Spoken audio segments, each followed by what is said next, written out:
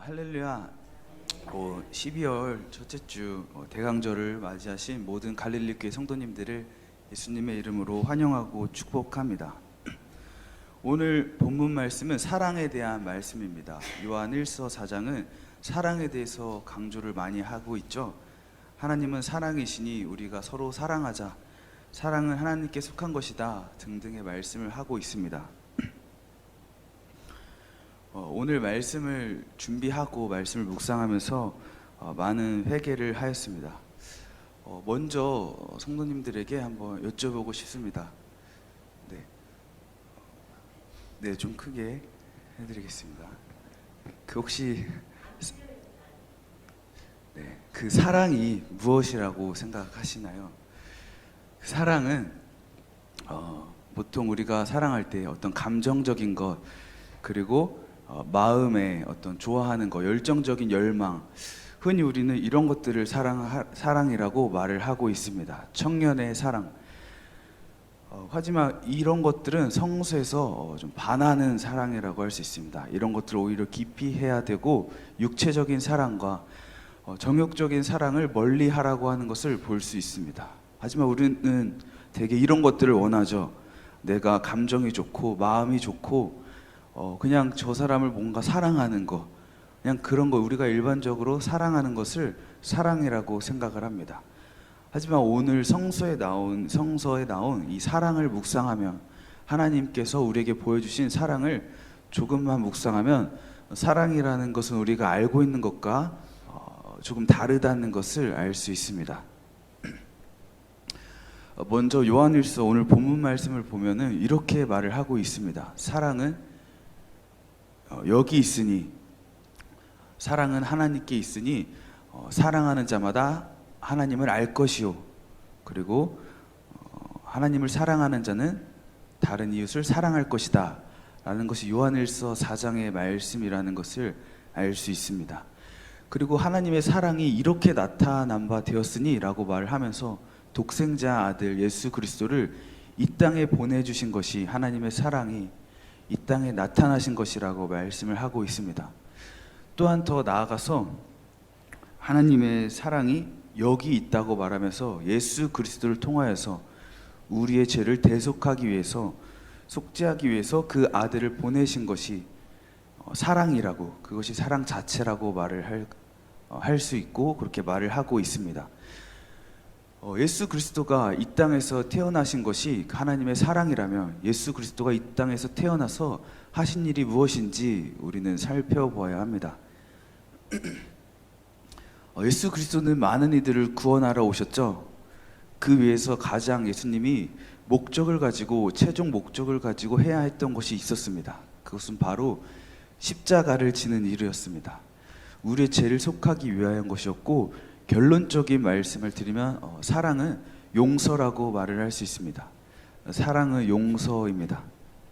예수님은 용서하기 위해서 오셨습니다. 이 말씀을 준비하면서 예수님에 대해서 그 십자가를 지시고 우리의 사랑을 나타나신 것, 그것을 묵상하기 시작하였습니다. 용서라는 것은 쉽지가 않죠. 왜 쉽지가 않을까요? 그 용서라는 것은 굉장히 아프고 나에게 해를 입히기 때문입니다. 무엇을 입힌다고 했죠? 해를 입힙니다. 나에게 해를 입히기 때문에 사랑은 용서이지만 용서하기가 쉽지가 않습니다. 어떤 것을 용서해야 될까요? 우리는 당연히 죄에 대해서 용서해야겠죠. 죄라는 것은 정의하기가 너무 어렵습니다. 너무 많이 있으니까 나에게는 죄가 될 수 있지만 다른 사람에게는 죄가 될 수 있지도 않고, 나에게 해를 입히는 것은 또 너무나도 많고, 그 죄라는 것을 정의하기는 너무 어렵지만 이 성서를 통하면 죄라는 것 또한 정의하기가 정말 쉽다라는 것을 알 수가 있습니다. 예수 그리스도는 새 언약이라고 하면서 율법을 완성시키기 위해 오셨다고 합니다. 다시 말하면 우리는 율법이 없을 때는 죄를 알지 못하였는데, 율법을 통하여서 죄를 알 수 있고, 그 예수 그리스도가 율법의 완성인 것처럼 예수 안에는 죄가 없지만 예수 밖에는 죄가 있다라는 것을 알 수가 있습니다. 한마디로 죄는 많은 것을 정의할 수 있죠. 살인하는 것, 간음하는 것, 도둑질하는 거라고 여러 가지 등등으로 말할 수 있지만 정말 간단하게 말하면 예수 밖에 있는 것, 예수를 따르지 않는 모든 것이 죄라고 할 수 있습니다. 제 간증을 잠깐 말씀드리면 여기서 많은 회개가 저에게 일어났습니다. 회개를 할 수밖에 없는 그러한 많은 삶의 모습들이 떠올랐습니다. 잠깐 간증 말씀을 드리면 저는 20살 때부터 하나님을 믿음으로 시험하면서 하나님은 정말 살아계시구나라는 확실한 어떤 걸 확고한 믿음을 갖고 나의 모든 것을 바치면서 삶을 살아가기 시작했습니다. 나의 철학과 나의 삶과 나의 모든 지식과 나의 모든 어떻게 보면은 그 중요한 20대의 모든 삶을 이제 다 바치고 하나님만 믿으면서 살아가겠다라고 살아가면서 나아갔습니다. 어떻게 말하면 하나님을 믿는다는 그 자체는 저의 삶의 모든 것을 대변하면서 저의 삶의 모든 것이라고 말할 수 있을 정도로 어떤 그러한 확고한 믿음이 생기면서 하나님을 믿고 따르기 시작했습니다. 하지만 이런 거에 대해서 한 가지 간과했던 것이 있었습니다. 여러분들은 혹시 여러분들의 가장 소중한 것이 해를 입는다면 어떻게 하실 것 같습니까? 나의 사랑하는 자녀, 내가 혹은 그러실 성도님들은 없겠지만 내가 사랑하는 돈, 내가 좋아하는 집, 차 이런 것들이 해를 입힌다면 내가 가장 소중한 것이 해를 당하면 거기에는 우리가 발끈할 것입니다. 쉽게 우리는 용서하지 못할 것입니다. 제게도 그런 모습이 있었습니다. 저는 이 하나님을 믿는 것에 너무나도 어떻게 보면 이 삶을 다 바쳤기 때문에 나의 삶이라고도 볼 수 있었기 때문에 이거에 대해서 굉장히 민감하고 예민해 있었습니다. 항상 학교에 가서도 그렇고 어딜 가서도 교회 가서도 하나님을 믿는 믿음에 있어서 군대에 가서도 이거는 너무나도 제가 예민하고 거기에 대해서 합당하지 못한 것들을 보면은 너무 힘들어하고 어려워하는 모습들이 제 안에 있었습니다. 그리고 많은 삶을 살면서 이런 생각이 들었습니다. 용서라는 것은 그 사람이 잘못을 구할 때 하는 것이지 아무것도 하지 않고 자신의 잘못도 모르는데 그냥 내가 용서하는 것이 아니야.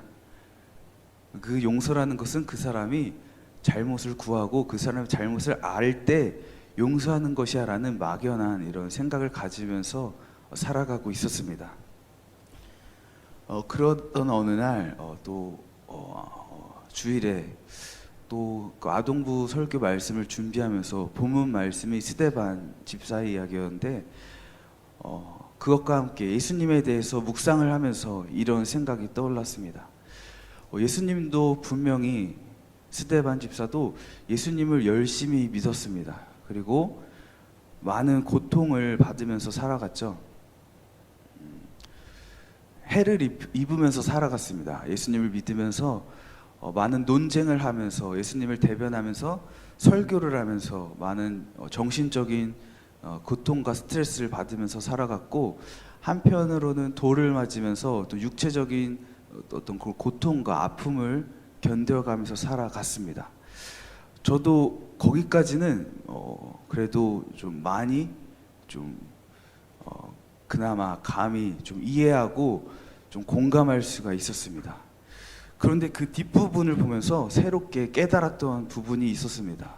스데반은 그 돌에 맞으면서 자신을 공격하고 자신에게 돌을 던지고 그리고 예수님을 믿지 않고 대적하는 자들에게 자신의 잘못도 모르고 용서를 구하지도 않고 회개하지도 않냐는 자들에게 이렇게 고백하고 있었던 것이었습니다. 아버지시여 저들의 죄를 저들에게 돌리지 마옵소서. 저는 이 부분을 보고 묵상하면서 내가 조금 잘못된 방향으로 가고 있는 것은 아닐까 하면서 회개하는 마음이 일어났습니다. 이 회개하는 것, 용서라는 것은 하기가 쉽지 않죠. 나에게 정신적인 스트레스를 주기 때문입니다. 나의 육체적인 스트레스를 주기 때문입니다. 그리고 이 성서에서 말하는 용서는 예수님 안에서의 용서를 말합니다. 이 요한일서는 분명하게 말을 하고 있습니다. 하나님께 속한 자가 사랑을 한다고. 하나님을 아는 자가 다른 사람을 사랑할 수 있다고 말을 합니다. 이 용서할 수 있는 것은 하나님을 아는 자가 할 수 있는 것입니다. 이거는 특권입니다. 그래서 이 사랑이라고 하는 것, 용서라는 것은 십자가로 대변될 수 있습니다. 예수님께서는 자기 십자가를 지고 나를 따라올 것이요, 그 이후의 심판은 하나님께서 그 각자가 행한 대로 보응할 것이라고 하였습니다. 십자가는 사랑을 뜻합니다. 예수님께서도 예수님 안에서 자신을 대적하는 자들에게 모욕을 당하고 정신적인 육체적인 스트레스를 당하고 십자가에 당하셨습니다. 예수님은 당연히 하나님의 말씀의 본연이시사 하나님과의 동등된 자이심으로 당연히 모범을 보이셨습니다. 스데반의 모습들이 당연히 예수님 그 안에 당연히 있었습니다. 누가복음 23장에 보면은 주여 저들의 죄를 용서하옵소서, 저들은 저들의 죄를 알지 못합니다 라고 동일한 모습을 우리는 발견할 수 있습니다. 그들은 죄를 알지도 못하고 오히려 계속해서 박해하고 용서를 구하지도 않고 회개하지도 아니하는데, 예수님께서는 그들의 죄를 용서해달라고 아버지께 구하는 것을 볼 수가 있습니다. 그리고 그 죄에 대한 값은 너무나도 참혹하였습니다. 엘리 엘리 라마 사박다니라고 할 정도로 아버지 아버지여 어찌하여 나를 버리셨나이까 라고 고백할 정도로 그 죄에 대한 값은 너무나도 어려웠습니다. 또 그 죄에 대한 값은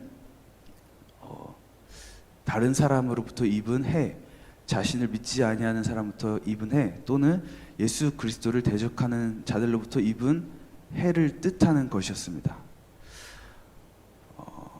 우리 교회는 이러한 은혜와 사랑이 회복되고 흘러야 되는 줄 믿습니다. 다시 말하면 우리는 십자가를 질 수 있어야 합니다. 하나님을 알아야 되고 하나님의 사랑을 알고 하나님께 속하는 자가 되어야 됩니다. 하나님의 사랑을 안다는 것은